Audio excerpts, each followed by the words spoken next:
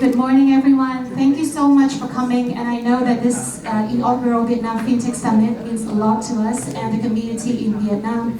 And your presence here makes a lot of difference as well as a lot of value to the community and the ecosystem of Fintech.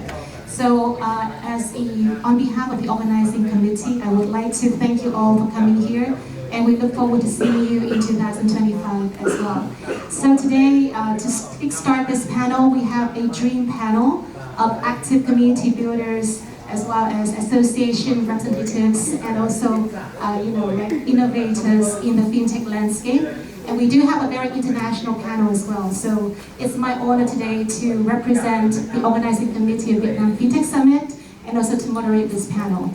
So I would like to give each of the panelists a few minutes to introduce about what you are doing and your journey, how you have got to this point in the fintech ecosystem.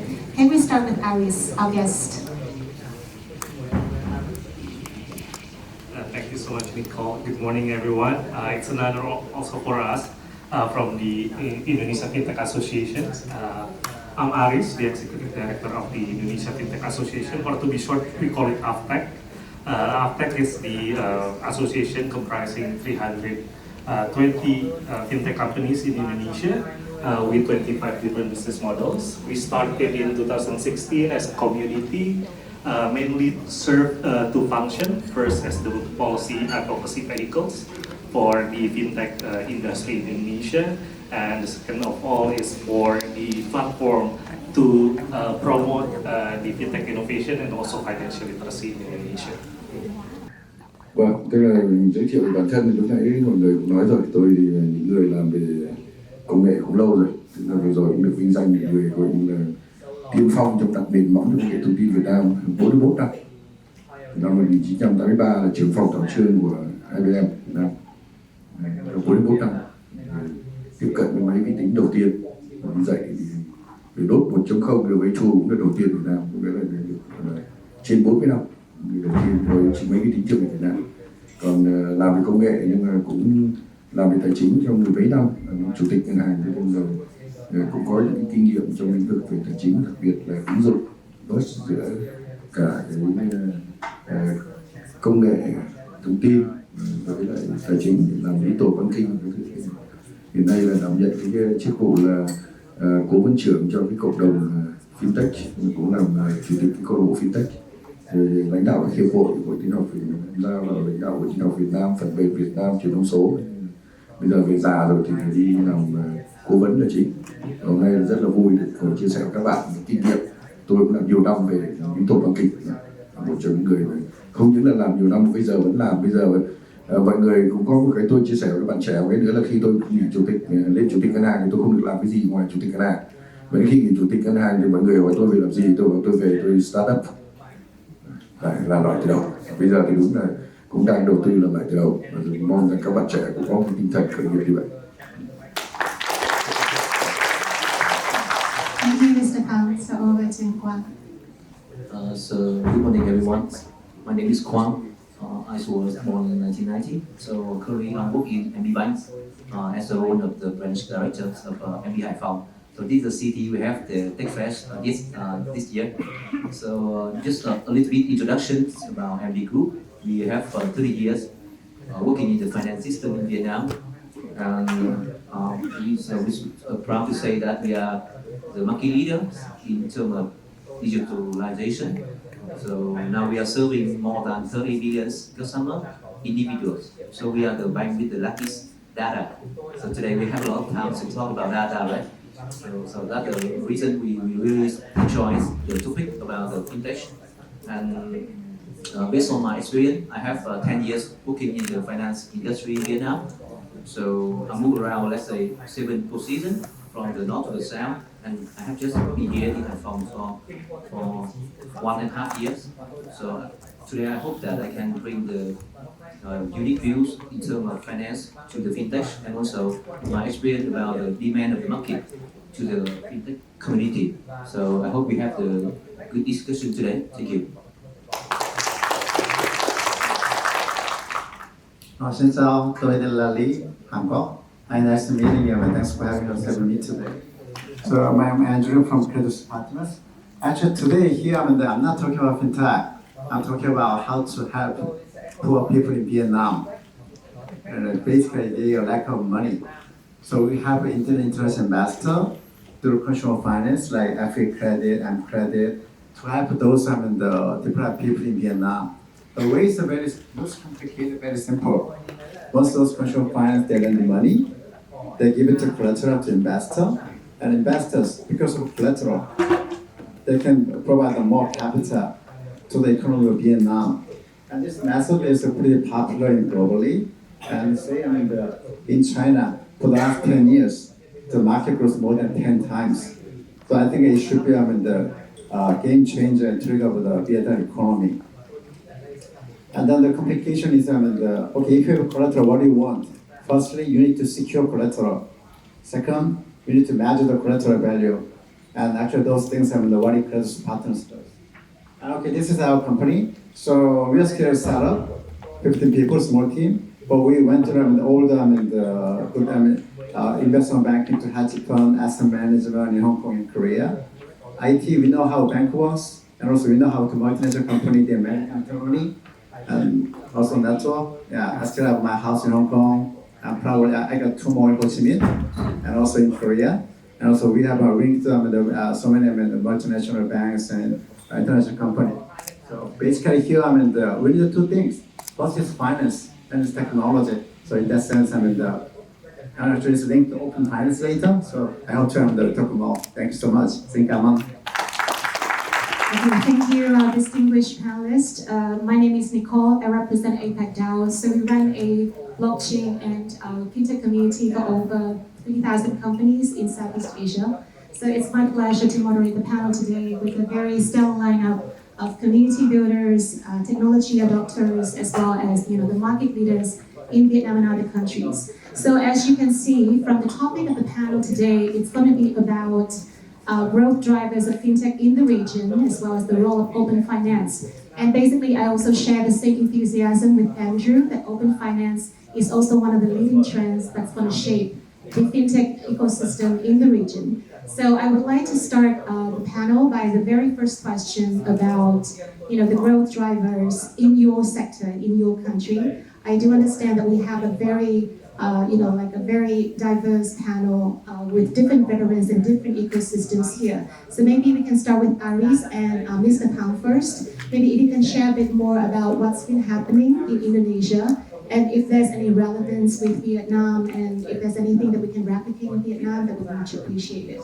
So over to Aries first, and then maybe Thắng, you can also share about your experience with your 14 years in digital banking and innovation, so we can see how we will be able to shape the ecosystem in Vietnam, the region altogether. So starting with Aries. Thank you so much, Nicole. So there are 3 main factors of the fintech growth industry in Indonesia. First is from the regulatory side. Since 2018, the regulators in Indonesia for fintech, mainly the Financial Service Authority and also central banks, opening up a regulatory sandbox. So it nurtured the innovations of fintech in Indonesia. And recently, we just had a couple of our fintech members graduated from the regulatory sandbox. And then by 2023, there is also an omnibus law of finance that regulates the fintech on the highest level of the regulation in Indonesia. So it also affects the trust of the other regulators, as well as from the public and also from the industry, so that they have confidence to build their businesses and to move forward with the businesses that now is sort of legal and legitimized. A second factor is from the market itself. I think during the COVID-19, there are a lot of funding flowing into the fintech industries, mainly for the payments and also for the peer-to-peer lending. In the case of Indonesia, in addition to those under the sandbox, and it helps also incentivizing the innovations. So right now in Indonesia, we have 25 different business models of fintechs as a result that this funding has provided and providing stimulus for the innovators and also for the founders of fintech. And then the third factor is from the market itself, from the digitizations. Same with I think Mr. Hong Bao from BTS presented. In terms of the mobile phone penetration in Indonesia is really high as well. Currently there are 300 million of mobile phones, and there are only 270 million of populations. So some of Indonesian has 2 mobile phones or more even.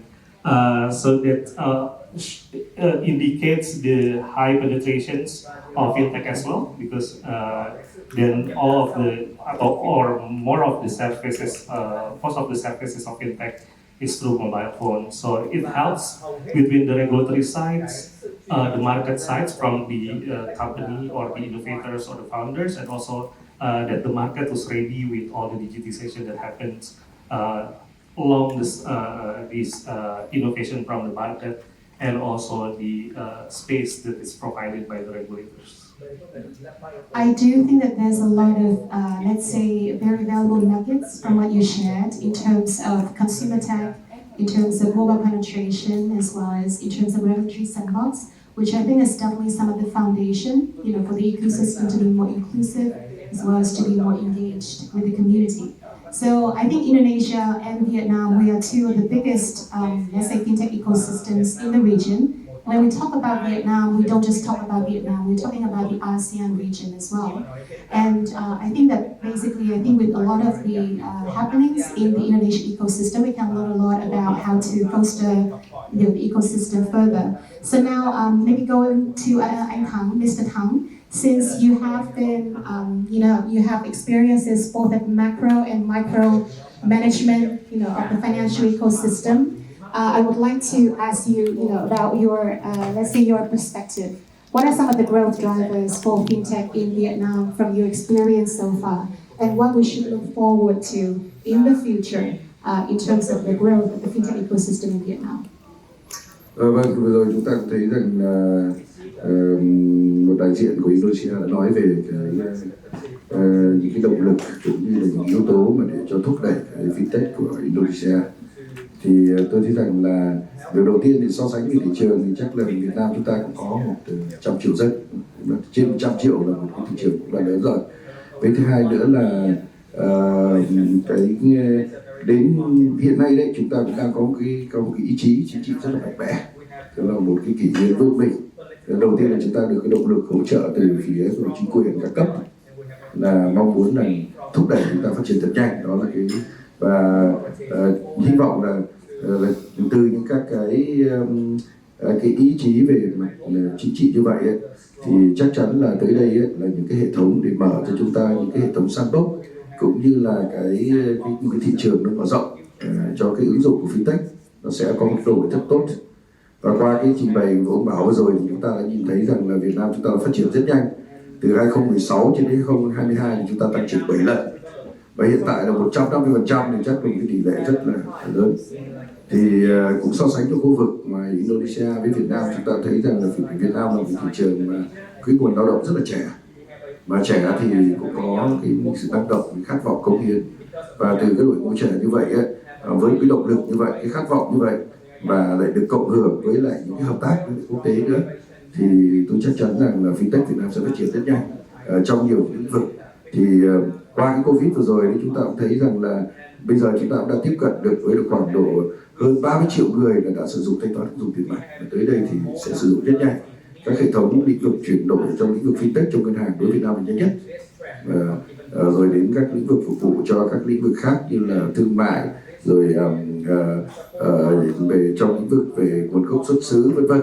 Thế thì chỉ có một cái điểm, tức là tôi nghĩ rằng có một cái điểm nghẽn nữa đối với Việt Nam, tức là bây giờ cái hệ thống về mặt pháp lý đấy là chúng ta vẫn chưa được thông qua một cách rõ ràng để cho cái thu hút đầu tư về fintech Việt Nam cũng như là mở rộng cái cộng đồng người dùng. Nhưng mà chúng tôi tin rằng trong một thời gian rất sớm nữa thì khi cái nền tảng về mặt pháp lý được rõ ràng cởi mở thì Việt Nam sẽ không chỉ là một cái điểm đến để không phải là chỉ là phục vụ trong nước nữa, mà sẽ là cái điểm đến của các cái công ty fintech. Thì hội tụ về Việt Nam như là mong muốn của Việt Nam đây là thành phố Hồ Chí Minh, Hải Phòng trở thành cái hub fintech của thế giới. Thì lúc đó là tôi hy vọng rằng là các bạn từ các nước khác, từ Indo, từ Hàn Quốc và một số các nước khác nữa, để coi Việt Nam là một cái lĩnh vực để các bạn có thể đến để đầu tư chung với lại cái Fintech này. So thank you very much for a very positive note on the fintech growth perspective in Vietnam. And I do agree with you that we are now developing Vietnam ecosystem, not just as Vietnam, but also as the regional hub for ASEAN, because we are looking at the regional growth instead of just a single country growth at this point. So we are now switching gear a little bit. We want to go straight to another topic of the panel today. It's about open finance. And I think this is going to be a very interesting discussion. We have both the banks and financial institutions on one side and the technology service provider on the other side to talk about what it means by open finance. And if, let's say, if either party think that this is going to be vital for the growth of fintech in the region. So the next question would be to Quang and Andrew, since you are both, like innovators in the fintech ecosystem from the demand and the supply side. So what do you think about open finance? And do you think that this is vital to the, the future growth of the fintech ecosystem, maybe in Vietnam and also in the region? So Quang? Talk about the open finance is something very, let's say, news to the banks. We have a good understanding of open banking. So open finance is something needs a collaboration between fintechs and the banks. That's the reason why we're here to talk. So in our opinions, open finance should be the main focus of that is digitalization and sharing the data. So how we say, how we control the data and how we protect the data, that's a big question because open banking and open finance, they have different regulation systems. So the first thing we think about that is when we have enough regulation condition to merge between open banking and open finance.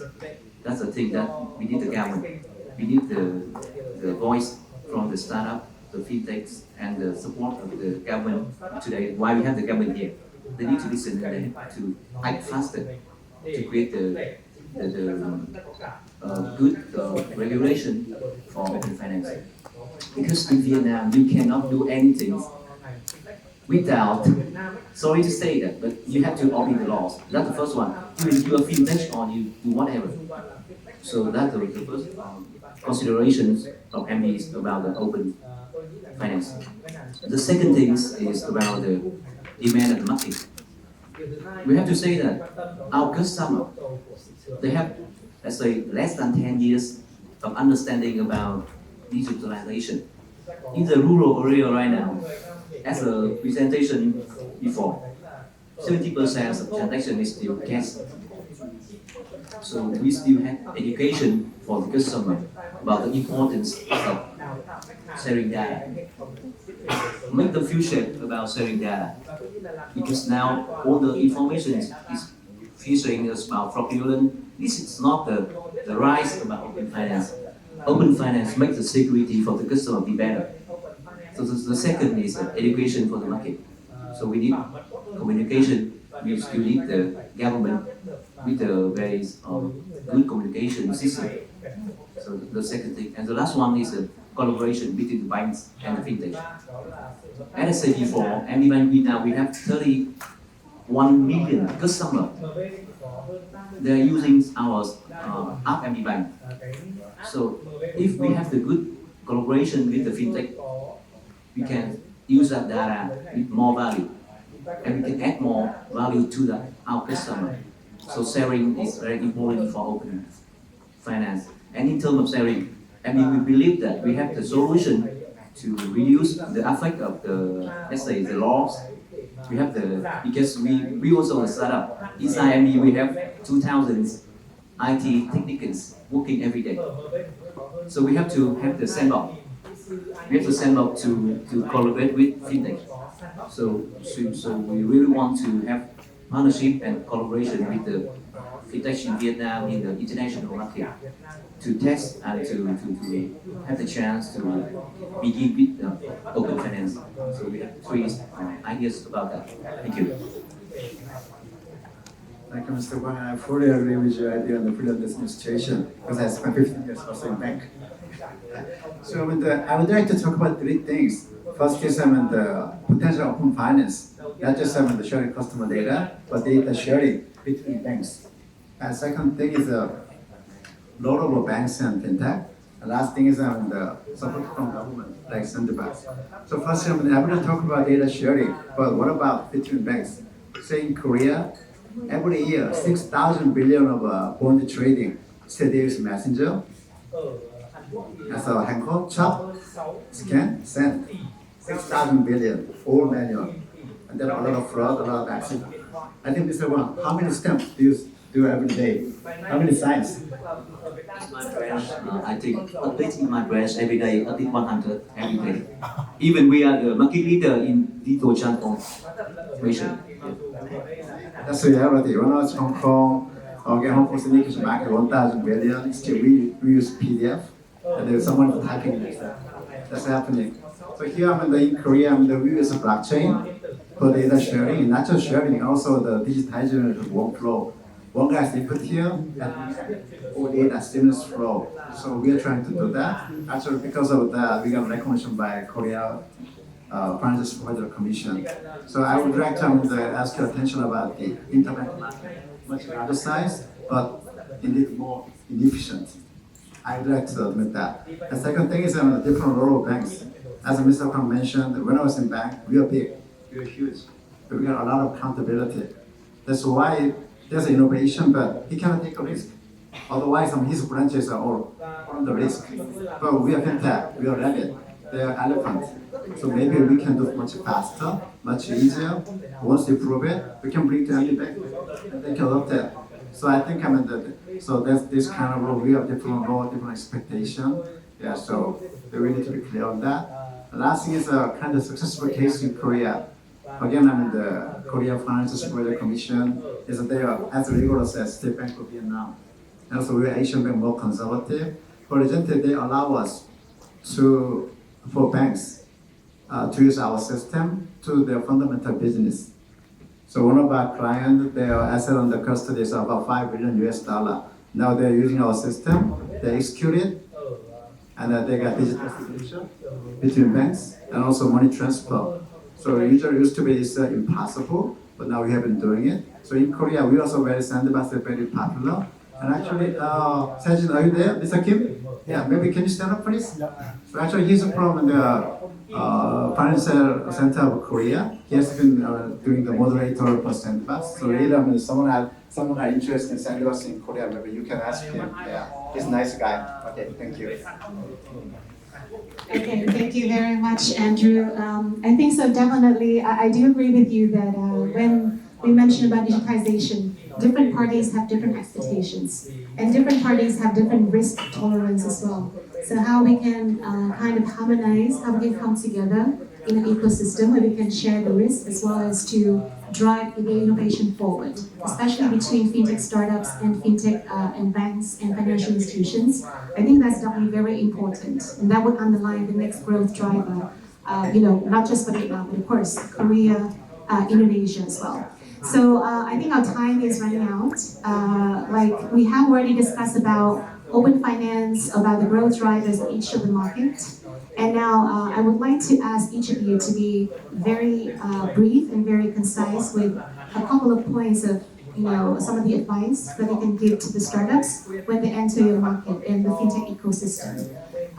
Like let's say in banks or in the fintech startup business, maybe we can start with Aries and going all the way here so that we can have like the regional map of what you should do in terms of penetrating into ASEAN. Maybe over to you, Aries. Yeah, thank you so much, Nicole.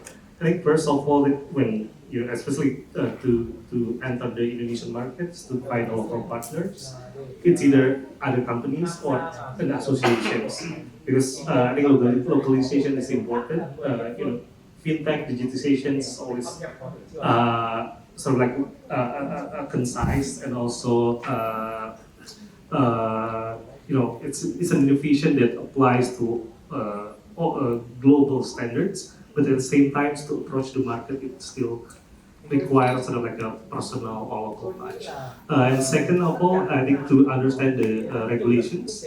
For instance, like on the data in Indonesia, we have personal data protections that adopt the GDPR since 2022. So it also affects on how the fintech and also startup operate in Indonesia when it comes to data sharing, especially with, I think I can agree with the open banking trend.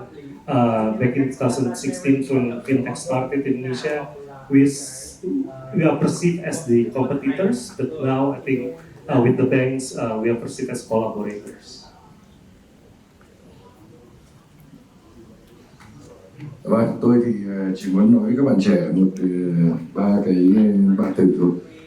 Tức là trong một cái kỷ nguyên về cuộc cách mạng 4.0 số hóa thì mọi thứ chúng ta cần để mà có thể kết hợp được và phát triển được thì có ba từ. Nói là thứ nhất là innovation, tức là chúng ta sáng tạo. Và những cái sáng tạo thì trong cái sáng tạo đó thì vừa vận dụng công nghệ vừa tạo ra được những sản phẩm mới nhất và phù hợp nhất. Thứ hai nữa là để thành công nữa là phải kết nối, connection. Chúng ta kết nối, ví dụ kết nối đối tác, kết nối với lại tất cả các cái và cuối cùng đó là với khách hàng.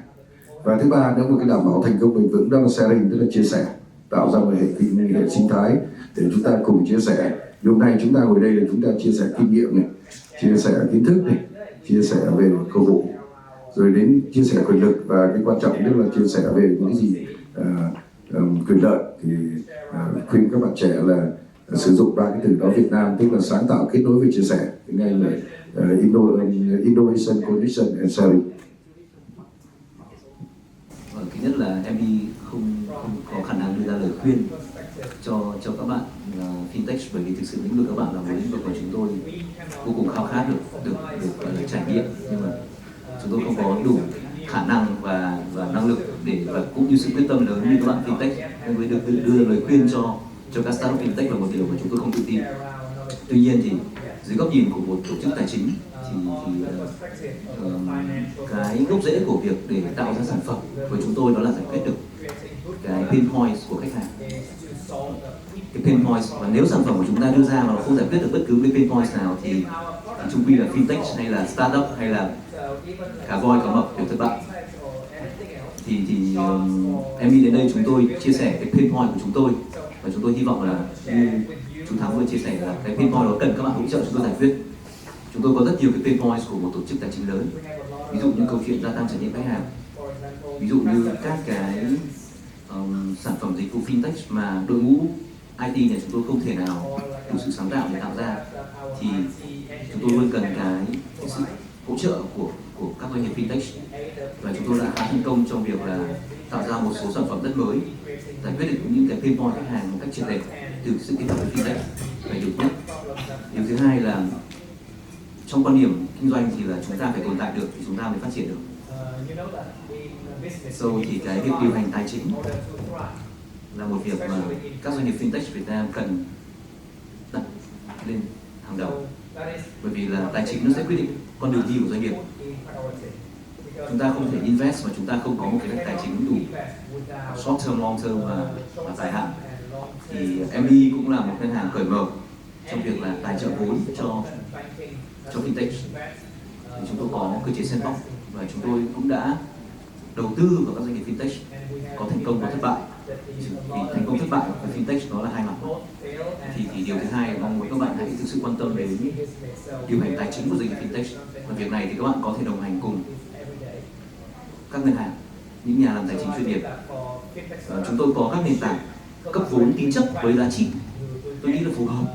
Ví dụ MB đang tín chấp 1 tỷ với doanh nghiệp mà họ có hệ số tài chính được hoạch toán một cách rõ ràng qua nền tảng mà chúng tôi kết hợp là Visa. Chắc các bạn biết Visa cũng là một cây thành công của fintech của Việt Nam. Nếu các bạn sử dụng hệ thống kế toán của Visa, các chỉ số tài chính được đo lường một cách rõ ràng, chúng tôi cấp bạn 1 tỷ tối đa để tín chấp. Và tôi nghĩ với một fintech, vì đi gọi vốn 1 tỷ đã khó rồi, nhưng đến MB các bạn sử dụng một hệ thống tài chính kế toán minh bạch, các bạn có 1 tỷ. Thì cái câu chuyện quản lý tài chính là cái điều thứ hai, là advisory, và tôi nghĩ là chúng ta cần phải hết sức cẩn trọng. Và điều thứ ba, như vừa rồi chúng ta có chia sẻ, thì collaboration is a important thing. Quan trọng nhất là sự hợp tác và chia sẻ. Vì open banking nó là chia sẻ rồi. thì MB sẵn sàng chia sẻ cơ hội dữ liệu và chia sẻ các cái survey của chúng tôi về pain point của thị trường. Chúng tôi có rất nhiều survey, ví dụ khách hàng cá nhân của Việt Nam họ đang cần cái gì, khách hàng private họ đang cần điều chi, hoặc là vừa rồi thì tôi có kết hợp với một Fintech tại Hải Phòng luôn, là chúng tôi đi cung cấp giải pháp SCF, một cái thứ mà hầu hết các doanh nghiệp sản xuất ở Hải Phòng đến lần này có thể chúng ta đi rất nhiều thị trường, chúng ta nghĩ SCF là một thứ rất bình thường đúng không? Nhưng có những doanh nghiệp quy mô doanh thu đến 5.000 tỷ họ chưa dùng SCF. So, cái việc chia sẻ cơ hội thị trường, cái việc chia sẻ góc nhìn về thị trường là em rất sẵn sàng, và chúng tôi luôn cởi mở trong việc là nếu các bạn có cơ hội đến cùng chúng tôi, chúng ta cùng chia sẻ cơ hội đó để chúng ta hợp tác. Thì là 3 ý mà về phía MB chúng tôi muốn chia sẻ với các bạn ngày hôm nay. Xin cảm ơn.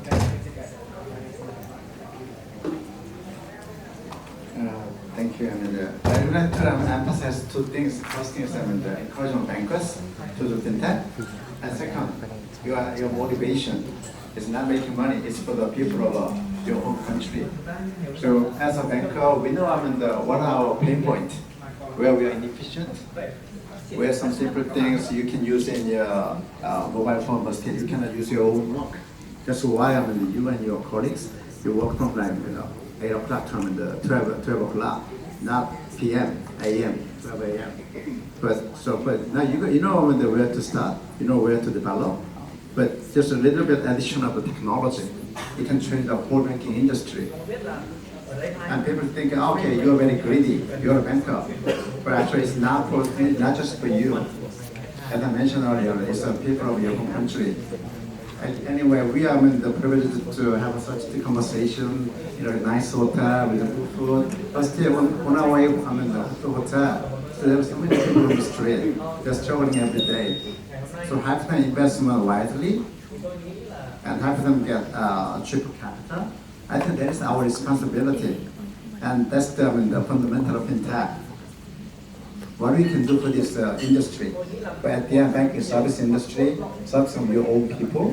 So please be confident, and please be, how can I say, more noble. I think that this little step can make your whole country make a difference. Thank you. Xin cảm ơn. So I think we are coming to the end of the panel, and thank you very much to the panelists, because we have learned a lot from you today, in terms of ecosystem growth, as well as how, you think that, the next fintech ecosystem can grow, and what would be able to shape and underpin that growth drivers. So we've talked about regulatory sandbox, we've talked about collaboration, we also talk about, I guess, thinking backwards, how we can address the pain points from the customers, and how we can co-innovate and co-address a challenge together. And I think, as Andrew and Quang mentioned, basically, I think innovation at the end of the day, it's about interoperability, and it's about how to share resources, and of course, drive more adoption of fintech. So I think that would be definitely the ultimate goal, of why we are here, why we are at Techfest today, and also supporting Vietnam Fintech Summit. So that would wrap up the panel today with our distinguished panelists here. I would like to thank you all again for, for supporting us, as well as all the panelists. We wish you all the best, and definitely want to see you more in Indonesia, Vietnam, Korea as well, when we talk about the next topic, the next growth driver for fintech. So thank you very much.